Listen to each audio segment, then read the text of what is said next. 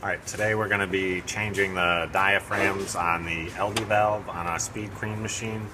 This machine in particular is an SC35 EC2, but pretty much any speed clean uses this style valve. The reason you'd want to change them is if you're getting poor flow at your soap dish or a constant slow like trickle leak out your drain. Could be an indicator that your seals are bad. There's two pieces that you're going to want to change in here. The first is the diaphragm itself. Over time, these will develop small cracks or rips in them. As you can see, this one, most of it disappeared. I don't know where it went. And then the pistons themselves, the main thing you're going to be looking for is they have a little rubber tip on them that puts pressure down on this valve to keep it shut. You want to make sure that there's still a fair amount of rubber on them. Like this one here, it's still pretty thick and solid.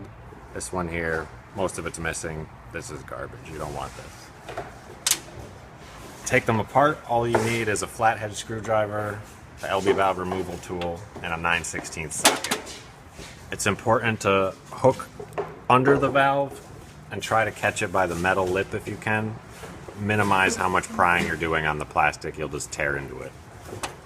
And when you go to lift these up, put your screwdriver flat under there and twist. Don't pry up on it this way. You're going to wind up snapping the stem off your valve. Just give it a light twist and they'll usually pop. If not, stick it even further back in there and continue to lever up on both sides. And once you have that out of the way, just leave it dangling.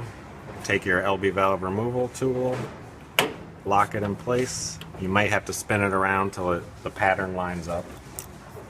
Just put your socket on there and it comes right off. Just helping you.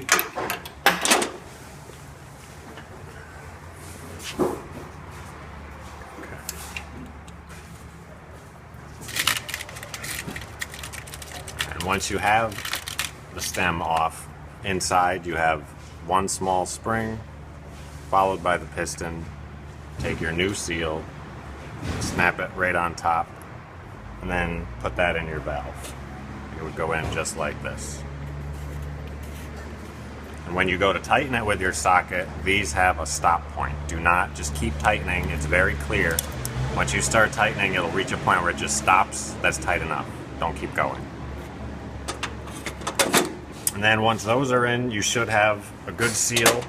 After that, if it's still not flowing right, odds are that your piston is sticking, like it's not moving up and down, or your solenoid itself is bad, like the magnetic force is not pulling it up. We'll be covering in another video how to attach lights to all of your solenoids to check those, but for the most part this is pretty simple. Take your time, take it apart, place the seal, put it back together the same way.